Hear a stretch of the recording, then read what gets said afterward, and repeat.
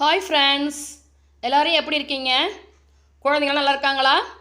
Welcomes to kids healthy foods channel. நாம் இன்றைக்கி பார்க்க போகிற ரெசிபி இந்த கோகனட் மில்க் ஹல்வா ரெசிபி தாங்க செய்ய போகிறோம். இது எப்படி செய்யலாம் அப்படின்னு வாங்க வீடியோக்குள்ளே போகலாம். அதுக்கு நான் 2 முத்தின தேங்காய் உடச்சி எடுத்து வச்சுருக்கேன். இந்த 4 முடி எடுத்து வச்சுருக்கேன். இந்த 4 முடியும் இப்போ திருவி எடுத்துக்கிட்டு வந்துடுவோம். 4 முடி தேங்காயும் திருவி எடுத்தாச்சு. இதை நல்லா நைஸாக அரைச்சி 3 தடவை பால் எடுக்கணும். தேங்காய் பால் 3 தடவை அரைச்சி 3 தடவை பால் எடுக்கணும். தேங்காய் அரைச்சதில் எனக்கு இந்த அளவுக்கு பால் கிடச்சிருக்கு. இதை நான் வடிகட்டி எடுத்து வச்சுருக்கேன். இனி வேறு என்னென்ன பொருட்கள் சேர்க்கணும் அப்படிங்கிறதையும் பார்த்துருவோம். கோகனட் மில்க் ஹல்வா ரெசிபி தேங்காய்பால் அல்வாவுக்கு தேவையான பொருட்கள் என்னென்னு பார்த்துடலாம். தேங்காய்பால், 1/4 கிலோ கருப்பட்டி, 150 கிராம் ஜீனி, 200 கிராம் பச்சரிசி மாவு, 1 பிஞ்ச் உப்பு. இது எல்லாத்தையும் நம்ம ஒன்றா சேர்த்து இப்போ கலக்கிக்கலாம். நான் வாங்கின கருப்பட்டி ஃபஸ்ட்டு குவாலிட்டி, அதனால் நான் இதை தண்ணியில் கரைச்சி வடிகட்டி அந்த மாதிரி நான் தேங்காய் பாலை ஆட் பண்ண போகிறதில்ல. டைரெக்டாக அப்படியே சேர்க்க போகிறேன். ஒரு இரும்பு கடாயில் கருப்பட்டி, சீனி, உப்பு, பச்சரிசி மாவு 3ஐயும் ஒன்றா சேர்த்துட்டேன். இப்போ இது கூடயே தேங்காய் பாலையும் நாம் சேர்த்துருவோம்.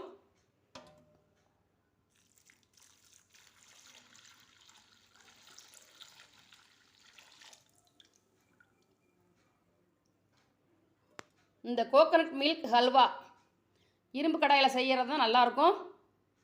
வாங்க இனிமேல் இதை கொண்ட அடுப்பில் வச்சு அல்வா செய்ய ஆரம்பிச்சிருவோம். அல்வாவை கொட்டி ஆற வைக்கிறதுக்கு அல்வா செய்கிறதுக்கு முன்னாடியே ஒரு கிண்ணத்தில் இதே மாதிரி வாழை இலை எடுத்து கட் பண்ணி செட் பண்ணி வச்சுருவோம். 4 பொருளையும் ஒன்று சேர்த்து இந்த மாதிரி கட்டிகள் இல்லாமல் கலக்கியாச்சு. இனிமேல் இதை கொண்ட அடுப்பில் வச்சு கலர ஆரம்பிச்சிடலாம். ஃபைனல் டச்சுக்காக 7 பாதாம் பருப்பை 1 மணி நேரம் தண்ணியில் ஊற வச்சு இந்த மாதிரி பொடிசாக கட் பண்ணி வச்சுருக்கேன்.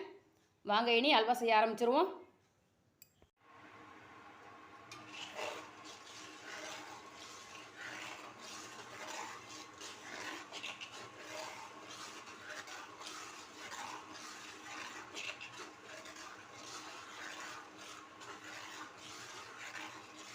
இந்த அல்வா ப்ராசஸில் இந்த மாதிரி இதை கைவிடாமல் கிளறிக்கிட்டே இருக்கணும், இல்லைன்னா அடி பிடிச்சிரும்.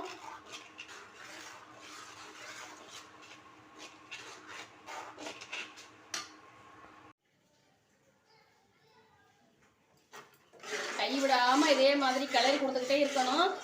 இந்த மாதிரி ஓரளவுக்கு கெட்டி ஆனோடனே அடுப்பை சிம்மில் வச்சுக்கணும். சிம்மில் வச்சுக்கிட்டு இதே மாதிரி கைவிடாமல் கிளறிக்கிட்டே இருக்கணும்.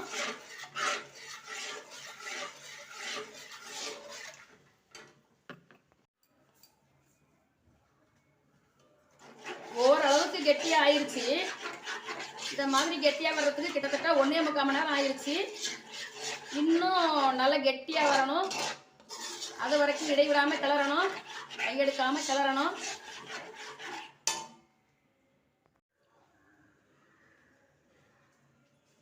அப்பாடா, ஒரு வழியா 2.25 மணி நேரம் ப்ராசஸ்க்கு பிறகு நம்மளுடைய இந்த கோகனட் மில்க் அல்வா ரெடி ஆயிடுச்சு.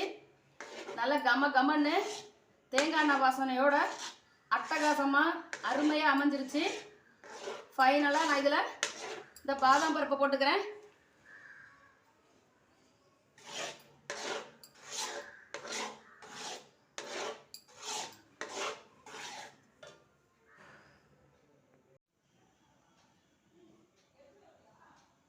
அல்வாவை இந்த மாதிரி கிண்ணத்துக்கு ட்ரான்ஸ்ஃபர் பண்ணியாச்சு. இப்போது இதை சாப்பிட முடியாது. இது மேலே மறுபடியும் ஒரு வாழை இலையை போட்டு மூடி வச்சுட்டு 8 மணி நேரம் கழித்து எடுத்து பார்ப்போம். எப்படி இருக்குது, எப்படி வந்திருக்குன்னு பார்க்கலாம். அல்வாவை இது மாதிரி வாழை இலை போட்டு மூடியாச்சு. 8 மணி நேரம் கழித்து அல்வாவை வாழை இலையெல்லாம் எடுத்துட்டு இதே மாதிரி பீஸ் போட்டு இப்படி ஒரு பிளேட்டுக்கு மாற்றிட்டேன். நீங்களும் இந்த அல்வாவை சம்மர் ஹாலிடேஸில் குழந்தைங்களுக்கு செஞ்சு கொடுங்க. பெரியவங்களுமே இதை விரும்பி சாப்பிடுவாங்க. அடுத்து ஒரு ருசியான வீடியோவில் சந்திப்போம். பாய்.